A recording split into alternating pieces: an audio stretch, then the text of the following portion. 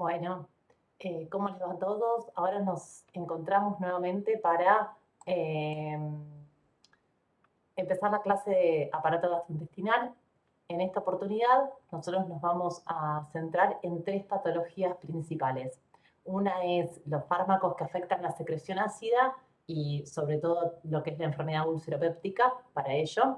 Y después vamos a ver algo de antieméticos, que digamos son los fármacos indicados para las náuseas y los vómitos. Y después vamos a ver un poquito de los trastornos de la evacuación, algo de laxantes y antidiarreicos, ¿sí? Eh, Bien, vamos a empezar en un principio con la primera de las patologías y quizás la más prevalente de todas. En realidad, todo lo que es dentro del sistema gastrointestinal es bastante prevalente, ya sea la enfermedad acidopéptica, así como las náuseas, los vómitos y la diarrea son súper prevalentes, pero quizás de todas estas patologías que vamos a ver en la clase de hoy es la que vamos a ver más comúnmente medicada o más comúnmente en tratamientos crónicos. Las náuseas y los vómitos y también la diarrea y la constipación, lo vamos a ver después, son patologías que en general vamos a tratar de evitar eh, dar tratamiento farmacológico si es que no lo requieren, ¿sí? Bien. Eh, Nosotros cuando hablamos de enfermedad acidopéptica, ahora lo vamos a ver, pero estamos hablando de eh, todas aquellas enfermedades que en general se producen por un aumento de la secreción de ácido clorhídrico. Ustedes saben que nosotros en el estómago necesitamos ácido clorhídrico para terminar de digerir, o en realidad un poco empezar, la digestión empieza en la boca, pero para continuar la digestión, que va a terminar en el intestino, de todos los alimentos, hacerlos cada vez más chiquitos de forma tal de que nosotros los podamos digerir en los últimos segmentos del intestino delgado. Bueno, la cuestión es que para eso nosotros fabricamos ácido clorhídrico. Este ácido clorhídrico en realidad en general no nos trae ningún problema a menos que tengamos alguna condición por la cual nuestra mucosa esté un poquito más frágil de lo normal y entonces cuando nuestra mucosa, que es la parte digamos como la capa que reviste la pared interna del estómago, está frágil o es propensa a las lesiones, este ácido clorhídrico no ayuda y termina lastimando esta pared y cuando esta pared se lastima aparece en la clínica de la enfermedad acidopéptica, que va desde una gastritis, quizás que puede ser una inflamación de la mucosa gástrica sin necesidad de que haya una lesión en la mucosa, hasta los grados más severos de lesión en la mucosa, que es lo que nosotros llamamos úlcera. Cuando hay una solución de continuidad de la mucosa, eso quiere decir que hay una lastimadura. ¿eh? Y esta úlcera es importante porque por empezar sangra. Cuando las úlceras sangran, nos pueden dar anemia. Cuando las úlceras sangran, molestan, duelen y también pueden perforarse. ¿Sí? Ese agujero que empieza siendo en la capa interna puede traspasar todas las paredes del estómago y genera una perforación del estómago. ¿Sí? Todo esto en general no pasa porque la integridad anatómica y funcional del epitelio gastroduodenal depende de justamente un equilibrio entre las fuerzas protectoras y las fuerzas agresivas. Los mecanismos protectores que nosotros tenemos en el estómago para proteger esa mucosa es secretamos moco, secretamos bicarbonato, tenemos una alta tasa de renovación celular, un poco también dada por el flujo sanguíneo, tenemos mucho flujo sanguíneo en el estómago, entonces eso permite que si hay una pequeña lastimadura, rápidamente esto se repare y, digamos, en contraposición a los agentes agresores, que es justamente la secreción de ácido clorhídrico y de pepsina y de algunos otros agentes que vamos a ver que terminan siendo gastrolesivos. Entre ellos, uno de los fármacos que damos en esta cursada, que son los analgésicos, ¿sí? Las células que se encargan de la secreción ácida son las células parietales, ¿sí?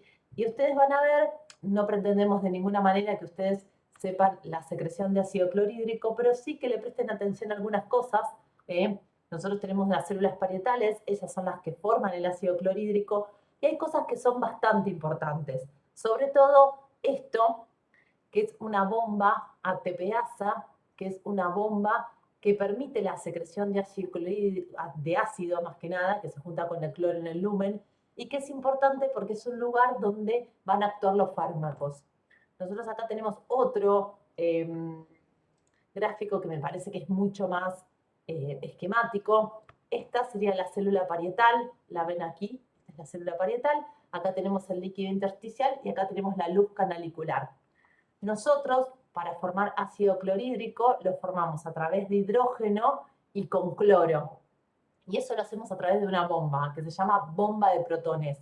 Tenemos unos fármacos que son los inhibidores de la bomba de protones que van a actuar justamente en este lugar y van a evitar que esa bomba pase ácidos y entonces no se va a formar el ácido clorhídrico. Pero no solo depende de la función de esta bomba, la síntesis de ácido clorhídrico, sino que nosotros tenemos bastantes cosas del otro lado de la célula, otros estímulos que también favorecen la secreción de ácido clorhídrico. Entonces tenemos la acetilcolina, la gastrina y la histamina por medio de los receptores H2.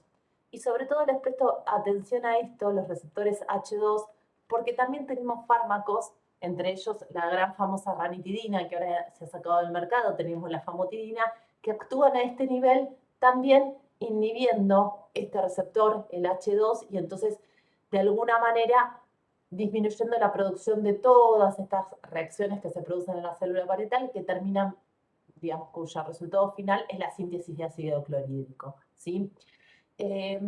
Por supuesto que nosotros no queremos que ustedes sepan todo el funcionamiento de la célula parietal, pero sí que pueden identificar estos lugares donde se forma el ácido clorhídrico, que se forma la luz a través del cloro y de los hidrógenos, ¿sí? Estos hidrógenos salen por una bomba, que es la bomba de protones, y que es importante que la conozcan porque acá tenemos fármacos que actúan. Y para que estos hidrógenos lleguen acá, tienen que pasar una serie de reacciones dentro de la célula, dentro de las cuales es importante el estímulo por la histamina a través de sus receptores H2. También tenemos los estímulos por las prostaglandinas, que lo vamos a ver, que es importante que, digamos, lo reconozcan porque justamente puede ser otro lugar que puede ser bloqueado farmacológicamente. Cuando nosotros hablamos de enfermedad acidopéptica, entonces vamos a hablar de úlcera péptica. La úlcera péptica puede ser duodenal o gástrica, ¿sí? Y también hablamos de algunos tipos de gastritis. Fíjense lo que sería una úlcera, una lastimadura en el estómago. Y también puede pasar una lastimadura en el intestino delgado. Las más comunes son las duodenales. Las úlceras gástricas no son las más comunes, lo más común que pasa es en el duodeno, pero cuando hablamos de enfermedad acidopéptica estamos hablando de estos tipos de úlcera, ¿sí? Bien, para que pasen estas cosas, como les dije anteriormente, tiene que haber un desbalance entre los factores agresivos y los factores protectores, pero también, además de todas estas cosas, hay algunas cosas que son factores de riesgo para que favorezcan los agentes agresivos, ¿sí? La edad, hay mayor riesgo de tener enfermedad acidopéptica cuando tenemos mayor de 65 años. La infección por Helicobacter pylori, el Helicobacter pylori es una bacteria que todos tenemos en el intestino, en el estómago. Nosotros estamos todos colonizados por esa bacteria, pero esta bacteria en algún momento de la vida, por alguna razón, es patógena, sobre todo en estómagos, digamos, predispuestos, en estómagos e intestinos predispuestos. Entonces, siempre que nosotros veamos un paciente con una úlcera, vamos a ir a buscar la presencia de Helicobacter pylori, porque si nosotros, por más que demos tratamiento de la úlcera, no damos tratamiento para el Helicobacter pylori, nunca vamos a curar a este paciente.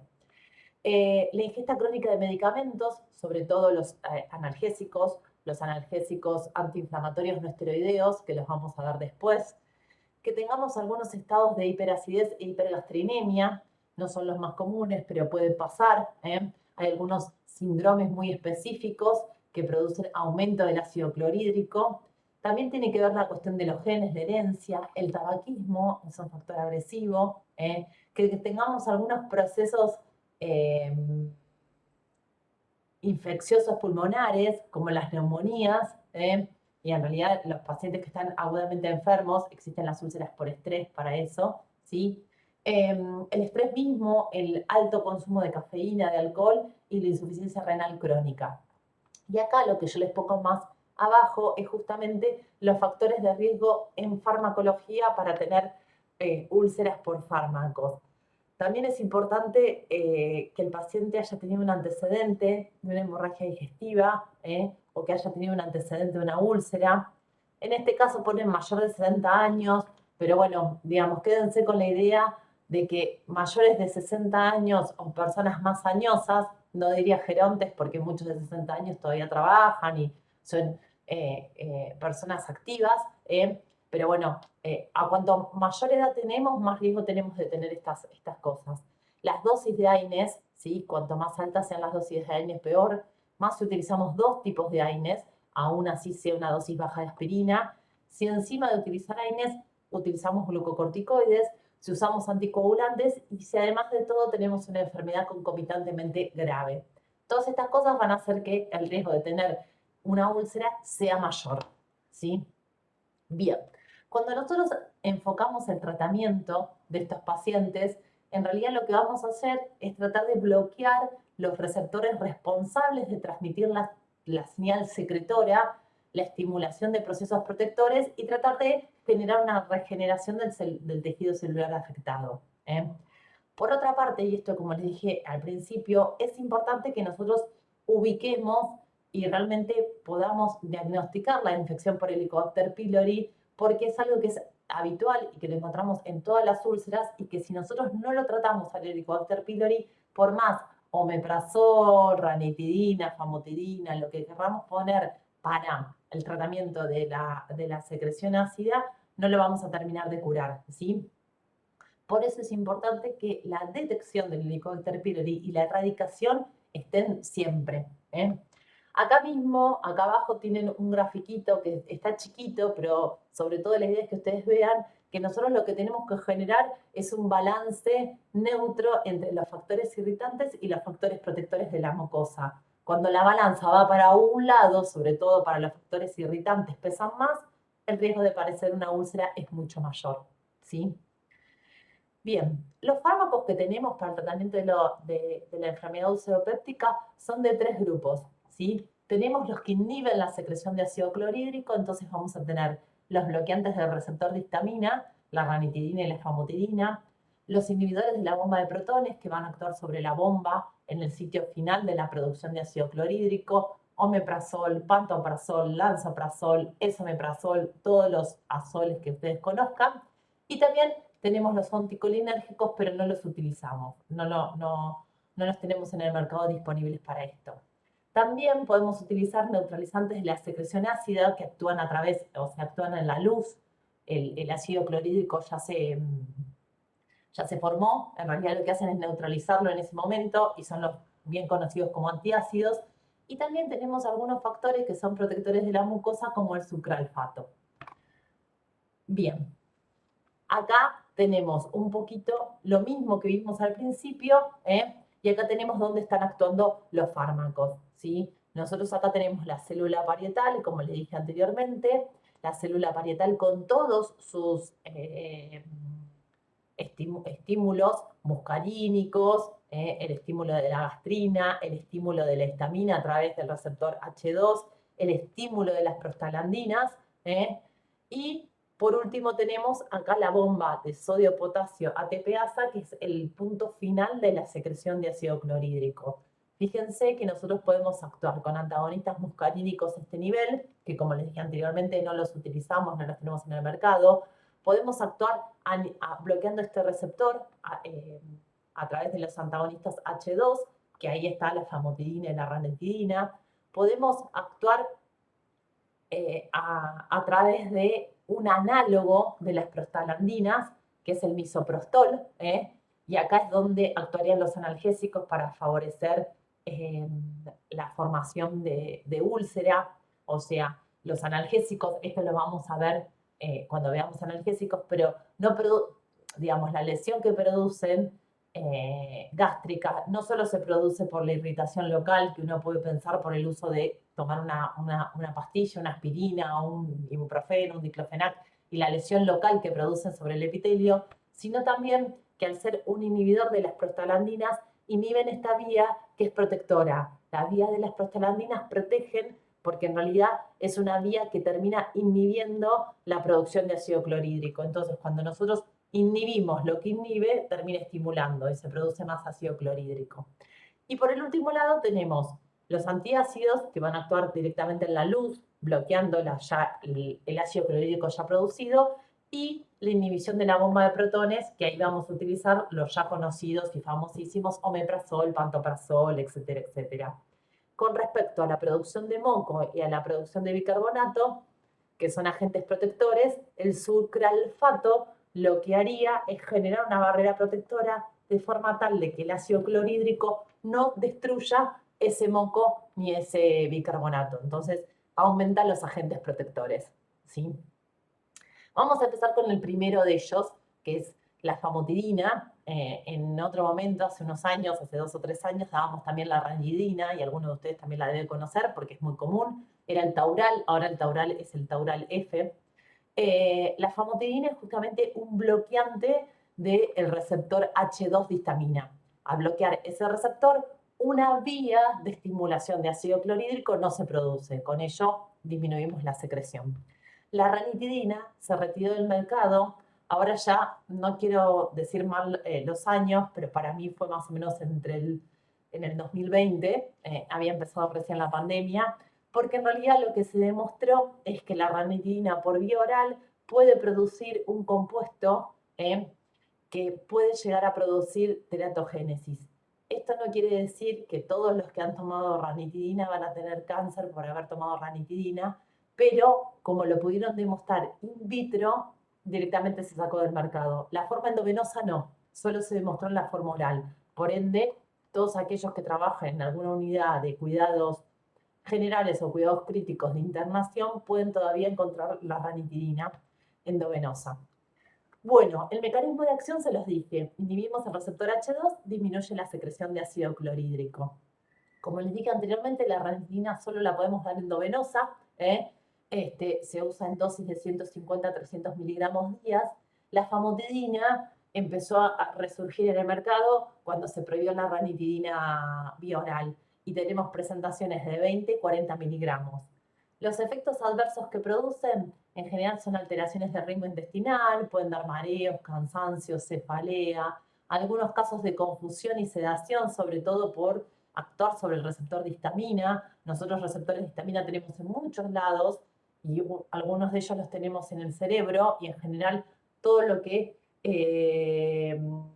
genere digamos, alguna alteración de los neurotransmisores en el sistema nervioso central puede generar algo de confusión, puede generar dolores musculares y puede generar algo de hipersensibilidad cutánea. Una cosa que es importante es que la famotidina como la ranitidina son categoría B en el embarazo. ¿Qué quiere decir? Que los podemos dar en el embarazo. Y esto es importante porque también en las embarazadas, sobre todo por el crecimiento de la panza y por una cuestión mecánica, a veces pueden tener algo de reflujo y es uno de los medicamentos que nosotros podemos dar. ¿Sí? Bien, después vamos a pasar al otro grupo. Yo les puse omeprazol, hay muchos, está el pantoprazol, lansoprazol, el esomeprazol. Nosotros con que conozcan uno me parece que está bien, todo es de grupo, así que los efectos adversos son los mismos y el mecanismo de acción es el mismo. Como les dije anteriormente, lo que hacen es inhibir la bomba, la bomba productora de protones. ¿Sí? Lo dice su sigla, inhibidor de la bomba de protones. Entonces, inhiben el paso final de la producción de ácido clorhídrico. ¿Y por qué doy énfasis a un paso final? Porque el omeprazol, el pantoprazol y todos los azoles que conocemos terminan generando una inhibición mayor del ácido clorhídrico que los otros, que por ejemplo que la famotidina, porque directamente bloquean la bomba. La famotidina lo que hacía era bloquear el receptor de H2. Entonces, todas las demás vías, tanto la colinérgica como la de las prostaglandinas o la de la gastrina, quedan, digamos, estimuladas, entonces una parte del ácido clorhídrico se sigue produciendo.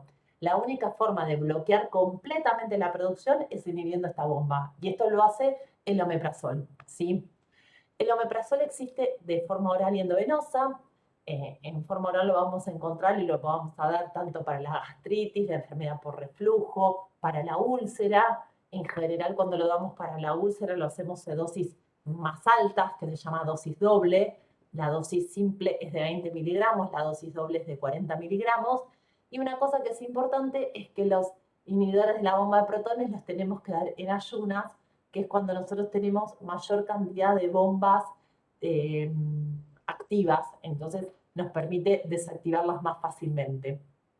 La vía endovenosa la vamos a dar cuando esté contraindicado, por ejemplo, en casos de una hemorragia digestiva aguda, y la dosis es similar, 40 miligramos en 24 horas, que los podemos poner tanto en suero fisiológico como en dextrosado, ¿sí? Y lo tratamos de pasar en 20 a 30 minutos. Los efectos adversos, bueno, pueden dar dolor abdominal, pueden dar náuseas y vómitos, diarrea, estreñimiento, pueden dar hipergastrinemia en el uso crónico, pueden generar elevación de las transaminasas y pueden dar algo de cefalea. Hay quienes en el último tiempo y sobre todo a partir de que el omeprazol en algunos lugares pasó a ser de venta libre, quienes también señalan que el uso crónico de omeprazol puede generar ciertos déficits de algunas vitaminas y de algunos compuestos que nosotros tenemos, como es vitamina B12, vitamina D y calcio. En todo caso, lo importante es que el omeprazol o cualquier inhibidor de la bomba de protones tiene una indicación precisa por un tiempo preciso de tratamiento. Si nosotros tenemos una úlcera, bueno, el tratamiento será de 4 semanas mínimo y después tendremos que ver hasta 2 meses. No es para tomarlos toda la vida, todos los días, a menos que nosotros tengamos alguna prescripción médica que lo justifique. Entonces, estos déficits de B2, vitamina D y calcio en general se producen en pacientes que lo toman todos los días, pero digamos sin una prescripción médica adecuada. Bien, después vamos a pasar a los antiácidos. Los antiácidos son los, digamos, quizás los fármacos más comunes. ¿Qué es lo que tienen los antiácidos? Que como les dije anteriormente, son compuestos no absorbibles, que son básicos para tratar de neutralizar el ácido que tenemos, ¿sí? Todo lo ácido se neutraliza con una base, esto ustedes lo han visto en bioquímica, y en general lo que hacen es neutralizar ese ácido clorhídrico que ya está producido. Como el ácido clorhídrico ya se produjo y puede haber generado cierto daño, en realidad la eficacia de los antiácidos es menor que los fármacos, por ejemplo, que actúan inhibiendo la bomba de protones, porque bueno, el ácido ya está, algo del ácido puede generar algo de molestia, puede, digamos, en un lugar donde está lastimado, una úlcera, algo de ácido clorhídrico llega, pero bueno, también resultan, digamos, dentro de todo el espectro que tenemos de fármacos como un complemento, ¿sí? En general, nosotros tenemos compuestos en el mercado que son a base de aluminio y o magnesio. En general utilizamos los dos porque los dos tienen efectos adversos un poco contrarios y utilizando tanto las sales de aluminio como las sales de magnesio, lo que nosotros hacemos es neutralizar los efectos adversos. Fíjense que las sales de aluminio lo que hacen es quelar el fósforo, por ejemplo, también en insuficiencia renal crónica, y da el estreñimiento, y el hidróxido de magnesio da digamos, se puede utilizar como laxante. Entonces, como un poco para contrarrestar lo que hace el magnesio con lo que hace el aluminio, las damos juntas. En general lo damos por vía oral, obviamente, porque necesitamos que llegue al estómago y neutralice ahí el ácido clorhídrico. Se administran 1 a 3 horas después de las comidas y al acostarse, o también puede ser a demanda. A veces la indicación de los antiácidos en los pacientes que son muy refractarios a los síntomas es que estén con un inhibidor de la bomba de protones y en todo caso, si siguen teniendo síntomas, en el transcurso del día puedan tomar algún antiácido que lo ayude a disminuir la sensación de acidez que tienen en el estómago, sobre todo porque la sensación de acidez les va a dar una sensación de ardor, quemazón, como algunos lo describen como un fuego que sube hasta la garganta. Entonces, bueno, la verdad es que es bastante incómodo, ¿sí? Al igual que pasa con los inhibidores de la bomba de protones, al neutralizar el ácido clorhídrico también pueden, digamos, interferir en la absorción de algunos fármacos, por lo cual se aconseja que en general lo estén espaciados. Cuando necesitamos tomar algún otro fármaco y no queremos que se vea molestado en su absorción, los tenemos que separar, ¿sí? Bien. Y después, por último, tenemos los protectores de la mucosa, como les dije que el sucralfato, lo que hace el sucralfato es formar como una película protectora en la mucosa, entonces permite que el moco y el bicarbonato persistan y le da tiempo para repararse. A veces lo podemos utilizar en forma tópica cuando tenemos aftas orales, lo vemos en algunos tratamientos con citostáticos y en algunos casos de úlceras, por ejemplo, la enfermedad de Behçet, que cursa con úlceras orales y generales y genitales. Pero digamos, en todo caso el sucralfato sería como un fármaco de última línea para utilizar. Y me gustaría hacer una mención muy chiquita del misoprostol. El misoprostol es un fármaco que es un citoprotector porque es un análogo de las prostaglandinas. Ustedes vieron en el primer gráfico que las prostaglandinas actúan con un efecto protector y en realidad las úlceras por AINE se producen por la inhibición de la producción de prostaglandinas, entonces tenemos un efecto protector menor. El misoprostol en su génesis se fabricó para prevenir las úlceras por AINES, pero también nosotros tenemos prostaglandinas en muchos otros lugares del cuerpo y entre ellos las mujeres en el útero, por lo cual el misoprostol mucho tiempo, y en realidad hoy también se usa, se utilizó como un agente para favorecer el aborto, digamos, porque las prostaglandinas generan contracción, sobre todo por las prostaglandinas, la F2-alfa, producen contracción del músculo uterino y entonces favorecen la expulsión del feto. Nosotros hasta hace muy poco tiempo, nosotros teníamos, el aborto era ilegal, entonces, digamos, el misoprostol no teníamos una gran comercialización. Ahora tenemos diferentes formas de enmarcar los embarazos no deseados, entonces vamos a encontrar mucha más comercialización del misoprostol, pero sepamos que en realidad el principal mecanismo por el cual se creó era para prevenir las úlceras por AINES, ¿sí? Bien, vamos a pasar rápidamente entonces a la farmacoterapia de las náuseas y de los vómitos. El vómito en sí es un acto reflejo. Es de naturaleza bastante compleja porque en realidad está influenciado por muchos sistemas, por el digestivo, el motor, el nervioso, el hormonal, por el sistema del equilibrio. Ustedes saben que nosotros podemos tener problemas en el oído, generar vértigo y eso nos puede dar náuseas y vómitos. ¿eh? Y en realidad este vómito surge en respuesta a muchos estímulos de diferente naturaleza. Pueden ser percepciones visuales, nos mareamos, por ejemplo, cuando tenemos cinetosis, cuando estamos mirando para afuera en el auto, cuando olemos un olor desagradable, cuando hay un gusto feo, cuando tenemos problemas emocionales, algunas sustancias tóxicas al movimiento, como les decía anteriormente, la cinetosis, hormonas, porque por ejemplo en el embarazo las mujeres tenemos muchas náuseas y vómitos y se debe al gran aumento de la progesterona que tenemos en los primeros meses. Y también a neurotransmisores y fármacos, por ejemplo, la quimioterapia da vómitos, náuseas y vómitos, y tiene que ver con la acción de los citostáticos en nuestro cuerpo, ¿sí? Todo ese conjunto de señales se integran y lo que van a hacer es estimular el centro del vómito. El centro del vómito tenemos dos estructuras importantes.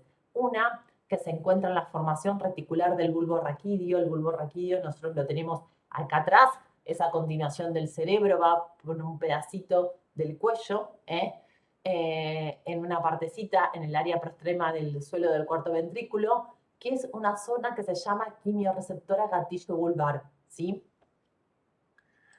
Y también tenemos otra zona que sobre todo se encuentra.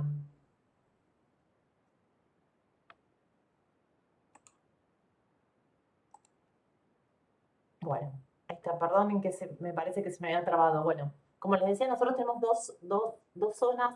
Una que está en el bulbo raquídeo, como les decía, en la parte que nosotros tenemos a continuación del cerebro. Y después tenemos otra zona, que es la zona del piso del cuarto ventrículo, que es la zona denominada quimioreceptora gatillo vulvar.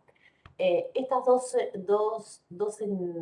formaciones que nosotros tenemos, en realidad van a ser estimuladas por neurotransmisores, entre ellos sobre todo la dopamina es uno de los neurotransmisores que genera la cascada de respuestas para que nosotros podamos vomitar, ¿sí? Y entonces la activación de diversos sectores de receptores presentes en esta estructura, sobre todo, como les dije anteriormente, los dopaminérgicos y los serotoninérgicos y también los histaminérgicos, ahora lo vamos a ver, desencadenan una cascada de respuestas que son canalizadas a través del centro del vómito y como, digamos, como respuesta lo que van a hacer es la expulsión del contenido gástrico, ¿sí? Bien, eso es, ahí estamos. Fíjense, esto es un poco para que ustedes vean, el centro del vómito, nosotros es una formación reticular del bulbo raquídeo y la zona gatillo, que es en el piso del cuarto ventrículo y que carece de barrera hematoencefálica, que en realidad no es para que ustedes se vuelvan locos, pero hay algunos fármacos que llegan y otros que no llegan, ¿sí? Nosotros acá, en todo este entramado, vamos a tener varios neurotransmisores que van a estimular esta zona y que van a favorecer la producción del vómito. Por supuesto, tenemos los mecanorreceptores a través de, digamos, un estímulo mecánico en el estómago. El estómago se distiende o hay algo que nos cae mal en el estómago o tenemos una gastroenteritis, un proceso infeccioso viral que nos produce digamos, una inflamación de la mucosa, nos va a generar toda una cascada de respuestas que van a terminar en esta zona para que nosotros podamos vomitar. Acá nosotros vamos a tener en el centro del vómito varios receptores de histamina, receptores de muscarínicos. También vamos a tener en la zona quimiorreceptora, vamos a tener los receptores dopaminérgicos. Y en realidad, ¿para qué hacemos toda esta introducción? Para que ustedes sepan que nosotros tenemos fármacos que van a ser antagonistas dopaminérgicos, antagonistas serotoninérgicos o antagonistas histaminérgicos que van a ser utilizados como antieméticos, ¿sí? Cuando nosotros hablamos de antieméticos, hablamos de fármacos para tratar de inhibir la sensación de vómito. Haciendo un punto y aparte entre lo que es vómitos y también lo que vamos a hablar un poquito de la diarrea y lo que es de los laxantes, siempre sepamos que en condiciones muy agudas, cuando nosotros estamos sospechando patología aguda, una gastroenteritis por una cuestión viral, que en general es autolimitada, nosotros vamos a tratar de no inhibir el vómito, porque el vómito en todo caso es un mecanismo de defensa. Siempre que nosotros tratemos de aliviar los vómitos, es sobre todo para el alivio sintomático o en circunstancias que ya sabemos que el paciente va a vomitar, como por ejemplo en quimioterapia, que el paciente sabemos que va a vomitar, o por ejemplo pacientes que saben que tienen cinetosis, entonces que cuando se suban a un auto, un micro, un barco, un avión van a vomitar. En los demás casos, aunque a todos nos moleste vomitar, porque a nadie le gusta vomitar, si esta es producto de una gastroenteritis aguda, lo mejor de todo es que el paciente vomite y que, digamos, lo tome como el mecanismo de defensa que es. Nosotros como antieméticos tenemos tres grupos farmacológicos. Tenemos los antagonistas de los receptores de dopamina, que es la metroclopramida, que es el más común, la marca más común, no me pagan por nombrarla, es el Reliberam. También tenemos la domperidona y también tenemos algunos neurolépticos como el haloperidol, que funcionan a través de este receptor. También tenemos los antagonistas de los receptores de histamina 3, y ahí entra el ondansetron, que en realidad es un antiemético que utilizamos para profilaxis de los vómitos en quimioterapia.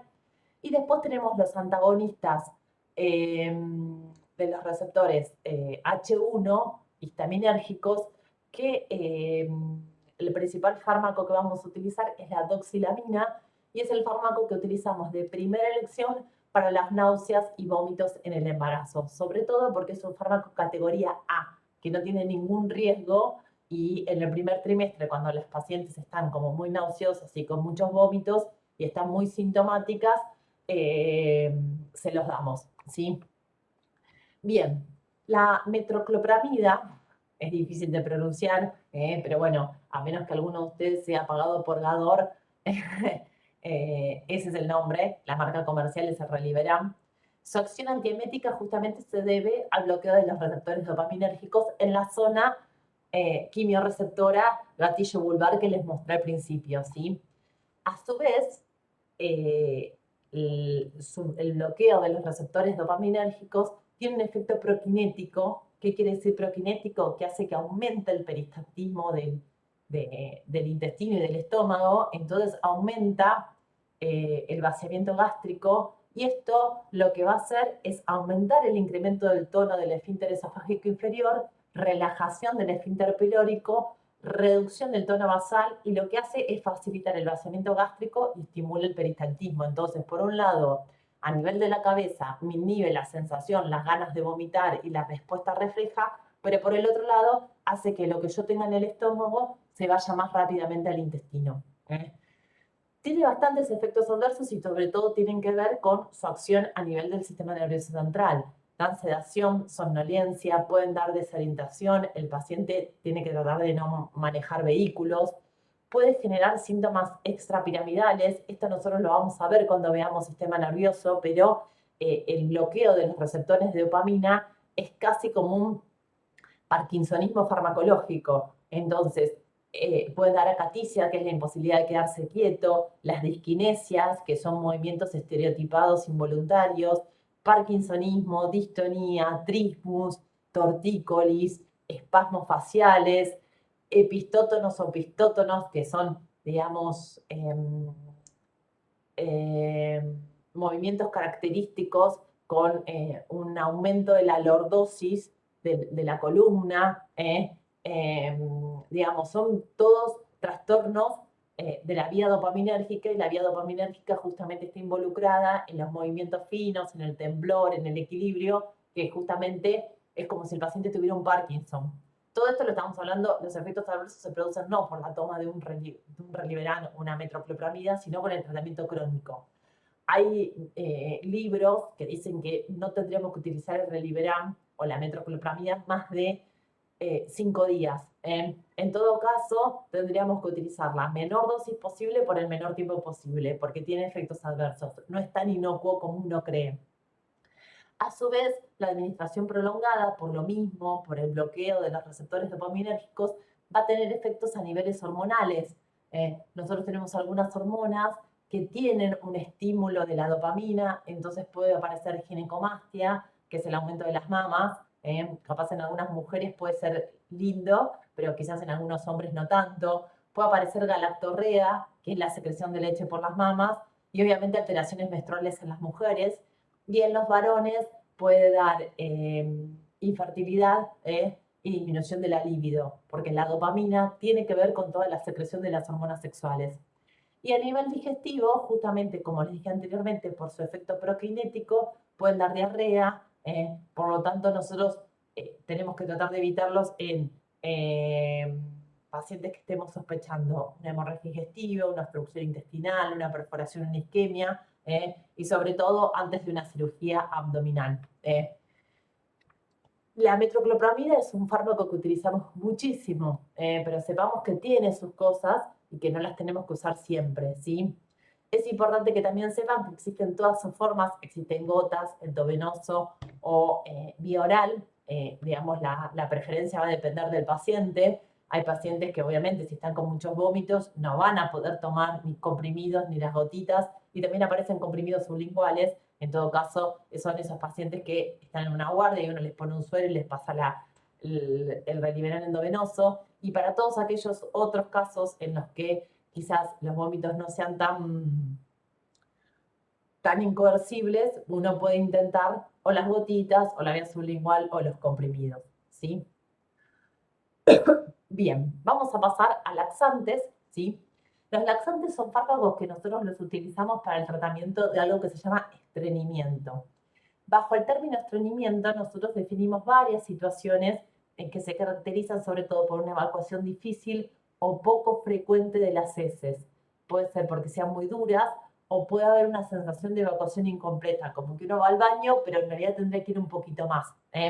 Y todo esto se traduce en menos de 3 a 5 evacuaciones por semana y en general con un contenido menor de 35 gramos. Bueno, nadie se va a poner a pesarlo a menos que uno esté, pero digamos, uno lo esté estudiando, pero bueno, digamos que estreñimiento se considera aquel que no va o aquella que no va por lo menos todos los días al baño. Dentro del ritmo habitual, hay quienes van una vez día por medio y están bien y no tienen ningún síntoma, y hay quienes van siempre todos los días, 1 o 2 veces, y de repente tienen un periodo en el cual no pueden ir bien de cuerpo y genera molestias, ¿sí?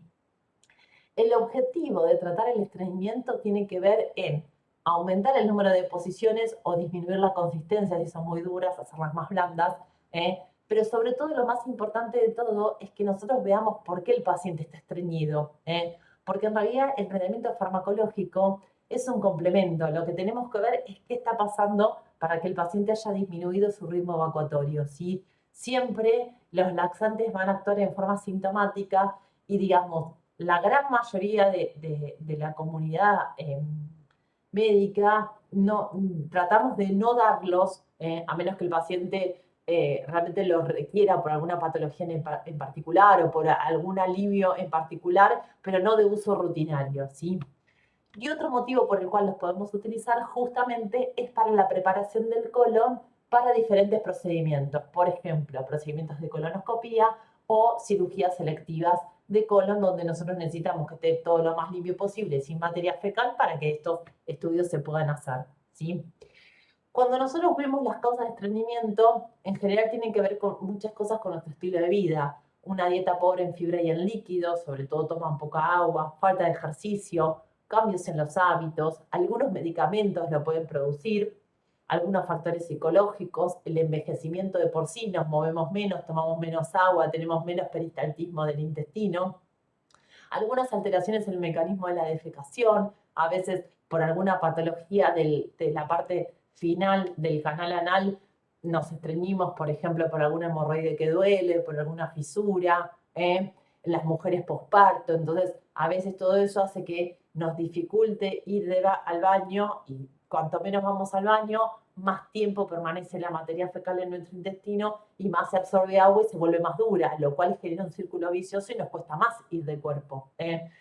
Algunos trastornos de la motilidad intestinal y algunas alteraciones del tamaño del colon. Por ejemplo, eso los vemos en los pacientes chagásicos que tienen megacolon. Al tener distendido el colon, no tienen un buen peristaltismo y entonces tienen alterado el tránsito intestinal. ¿Esto para qué se los pongo? Para que nosotros pensemos que los pacientes estreñidos, más que tomen un laxante para ir de cuerpo, lo que tenemos que ir a buscar es algo de todo esto. Ver que coma bien fibra, que tome el líquido que tiene que tomar, que haga el ejercicio que tenga que hacer, que se tome el tiempo de ir al baño. A veces digamos, en la vida cotidiana, con que uno va, viene y anda por todos lados, no se toma el tiempo y capaz uno a veces tiene ganas de ir de cuerpo y no va porque no está en su casa, entonces eso, como les dije anteriormente, uno retiene, más tiempo está la materia fecal en el intestino, más agua se reabsorbe, es una materia fecal más dura y que cuesta más sacarla, ¿sí? Entonces, siempre que nosotros estemos ante un paciente con estreñimiento, más que ver de qué laxante hay que darle, busquemos qué otra cosa podemos buscar para que o qué cosas podemos tratar para que haga tratamiento no farmacológico antes de darle un laxante. ¿Cuándo vamos a tener que utilizar los laxantes? Bueno, en general cuando todas estas medidas higiénico-dietéticas no son suficientes o mientras inician su efecto, que más o menos tardan unas 4 semanas. A veces si el paciente está muy sintomático, con mucho dolor abdominal, uno puede intentar dar un laxante, pero siempre tómenlo como una medida única para aliviar una cuestión en particular y que no sea algo crónico de todos los días. También pueden ser necesarios si hay una impactación fecal, si hay un estreñimiento de defecación dolorosa asociado a una enfermedad o cirugía, en el embarazo y la lactancia, a veces porque el embarazo de por sí, por las hormonas, genera una disminución del peristaltismo asociado a la mecánica de la panza ocupada y hace que nuestros intestinos no puedan tener una buena motilidad. En algunos pacientes ancianos con una ingesta inadecuada y además que en general toman algunos fármacos que también inhiben el peristaltismo intestinal. Cuando el estreñimiento puede ser secundario a una terapia farmacológica que no se puede suspender, por ejemplo, los opiáceos, la morfina genera un estreñimiento que no va a generar tolerancia y quizás el paciente tiene la morfina porque tiene mucho dolor, tiene un cáncer y la morfina se la tenemos que dar. Bueno, para paliar este estreñimiento que le va a provocar la morfina, damos un laxante como para generar una profilaxis de esto que está pasando, ¿sí? En algunas otras patologías donde no queremos que el paciente haga un esfuerzo abdominal importante y obviamente, como les dije anteriormente, para preparación de pruebas diagnósticas o cirugía. Bueno, tenemos varios grupos de laxantes. Los más utilizados son los incrementadores del bolo, que son sustancias de naturaleza hidrófila, entonces lo que pasa es que no se absorben quedan en el intestino, absorben agua y entonces forman el bolo, por eso se llaman incrementadoras del bolo. Y al tener un bolo más grande, también eso estimula mecánicamente el peristaltismo intestinal. En general es el grupo más recomendado que tenemos para los tratamientos prolongados y en general lo hacemos para normalizar el tránsito intestinal digamos, en algunas circunstancias de estreñimiento secundario a dietas escasas en fibras, diverticulosis colónica, colon irritable, hemorroides, o en algunos controles cuando nosotros tenemos una iliostomía o colostomía, que eso quiere decir el intestino abocado al exterior por alguna patología, tratamos de que no haya tanto débito por las ostomías, entonces podemos dar estas cosas, ¿sí? Los más comunes de este grupo son, bueno, la metilcelulosa, las semillas, las cutículas de semilla de plantado bata, el salvado de trigo, digamos, son todas aquellas cosas como más naturales, si se quiere decir de alguna forma. También tenemos los laxantes emolientes, que son los suavizantes o lubricantes del contenido fecal, que en realidad lo que hacen son como un detergente, entonces permiten integrar agua y lípidos, y entonces ahí lo que hacen es modificar la consistencia del bolo fecal, lo ablandan y así favorecen su progresión. Lo más común es la parafina o el glicerol, ¿sí? Después tenemos los laxantes estimulantes, el bisacodilo o el picosulfato sódico. Estos también son bastante conocidos y se utilizan, como el agarol, el dulcolax, por ejemplo, que lo que hacen es modificar la absorción de agua y electrolitos, aumentando de esta forma el agua y los electrolitos en la luz del intestino. Como nosotros tenemos más agua, ese bolo fecal lo ablandan y a su vez aumentan el peristaltismo.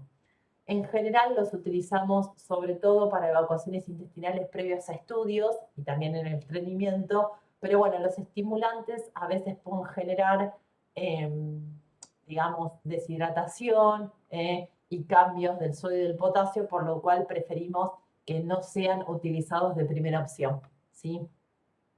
Y por último tenemos los laxantes osmóticos, que son preparados hipertónicos, cuya acción laxante se basa en el incremento de la presión osmótica de la luz intestinal, que eso implica una secreción de agua al intestino.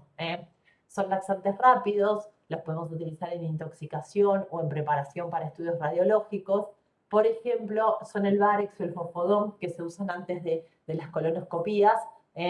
Y también un ejemplo de esto son los enemas con azúcares, que son soluciones azucaradas que se producen, que los utilizamos en los enemas, ¿sí? Los efectos adversos comunes de los laxantes, bueno, distensión abdominal, cólicos, retorcijones, irritación anal, incluso pueden llegar a dar una diarrea grave si nos pasamos, y las diarreas graves pueden traer una deshidratación, desequilibrios hidroelectrolíticos. Como les dije anteriormente, las soluciones hidrosalinas y los laxantes osmóticos pueden provocar deshidratación o insuficiencia renal crónica y aquellos que tengan sodio pueden producir una sobrecarga y generar hipertensión. ¿A qué voy con todos estos efectos adversos? Es que en realidad no son totalmente inocuos el uso de laxantes y que realmente tendríamos que ver en qué situación están bien indicados para darlos. En todo caso, lo que tenemos que tratar de corregir son todas las medidas higiénico-dietéticas de ese paciente y ver por qué no está pudiendo ir bien de cuerpo antes de darle un laxante, ¿sí?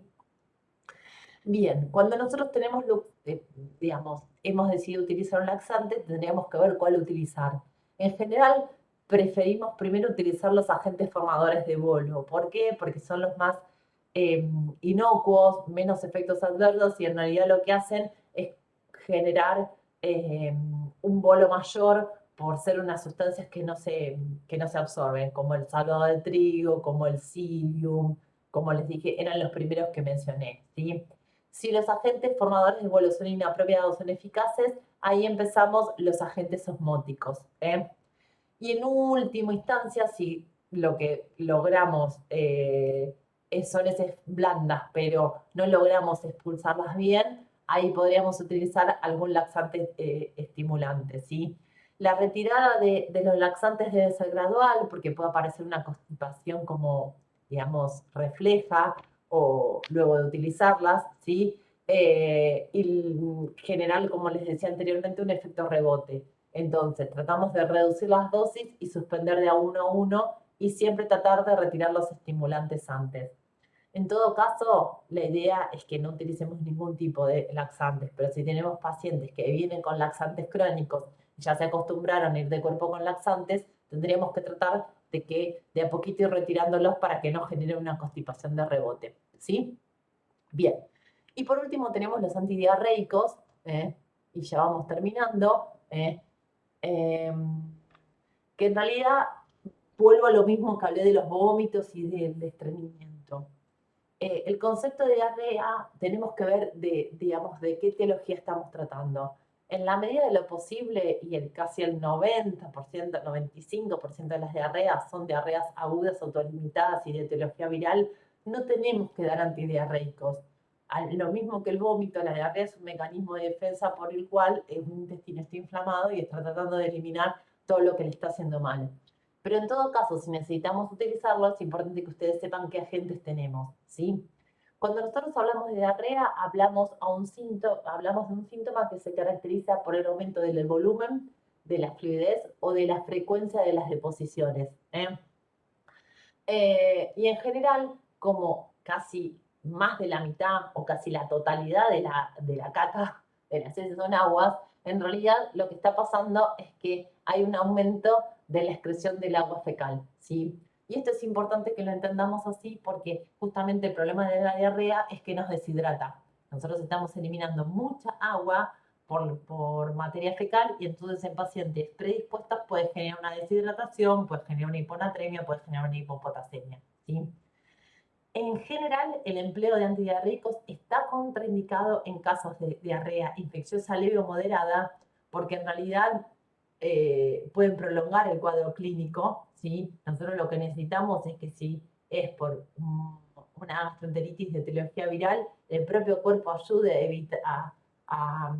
digamos, a eliminar el virus intestinal que está produciendo. Entonces, si nosotros damos antidiarreicos, estamos generando algo que nos puede llegar a hacer mal, ¿sí? No los vamos a dar en diarreas con fiebre alta, sobre todo son diarreas que estamos pensando en una etiología bacteriana, y si pensamos en una etiología bacteriana, el antidiarreico tampoco sirve porque nosotros tenemos que eliminar la bacteria del intestino. Obviamente menos si estamos pensando en una obstrucción intestinal, una colitis submembranosa, una diverticulitis, y en los niños menores de 3 años, porque en los niños menores de 3 años también podemos provocar un vólvulo. En sí, el objetivo terapéutico en los casos de diarrea aguda es intentar mantener el estado de hidratación del paciente. Entonces, no es tratar de parar la diarrea, ¿sí? Yo creo que si esos conceptos uno se los lleva claros de acá, en realidad la indicación de un antiemético, de un laxante, de un antidiarreico prácticamente no tendrían que existir, ¿sí? Hay algunas diarreas crónicas por algunas cuestiones particulares donde nosotros podemos utilizar algunos antidiarreicos, en este caso es la loperamida, que es un opiáceo, es un pariente de la morfina y que lo utilizamos en algunos casos de diarrea crónica, pero son muy puntuales y con una prescripción médica, ¿sí? Como les dije anteriormente, la diarrea aguda, el 90% de las causas son infecciosas y virales, se autolimitan, no hay que hacer nada, que el paciente se hidrate lo más que pueda hasta que el proceso en 48, 72 horas se autolimita y empieza a hacer su vida normal. Hay algunas etiologías que son diferentes dependiendo del tipo del paciente, por ejemplo, si son viajeros, con algunos alimentos, inmunodeprimidos, que esos van a tener tratamiento específico porque son de algunas bacterias, pero en general la diarrea que podemos llegar a tener todos, y es una diarrea pasajera, una enterocolitis, una gastroenteritis, son autolimitadas y no tenemos que hacer nada, ¿sí? Cuando nosotros queremos hablar de antidiarreicos, tenemos 3 grupos. Los que inhiben la motilidad intestinal, donde vamos a encontrar la loperamida, que es un opiáceo pariente de la morfina, que justamente la morfina da constipación por esto, y en realidad lo que han dicho, bueno, si tenemos la morfina que da constipación, busquemos un agente un poquito menos potente que nos inhiba el tránsito intestinal. La loperamida justamente inhibe el tránsito intestinal y tiene algunas indicaciones precisas, algunas diarreas crónicas, algunos pacientes que están con una ileostomía que necesitamos que no tengan mucho débito por la bolsa, pero no lo vamos a dar nunca de rutina para el tratamiento de una diarrea, ni diarrea del viajero, ni diarrea de ningún tipo. Es algo que tiene indicaciones muy precisas y que las va a dar, digamos, agente de salud matriculado para hacerlo, ¿sí? Después tenemos el subsalicilato de bismuto, muy conocido, que lo que hace es disminuir la secreción intestinal, digamos, la secreción de agua producida por enterotoxinas, eh, que en general se da con una dosis de carga, 2 cucharadas, ni bien lo tengamos, y después damos una cucharada luego de cada deposición diarreica.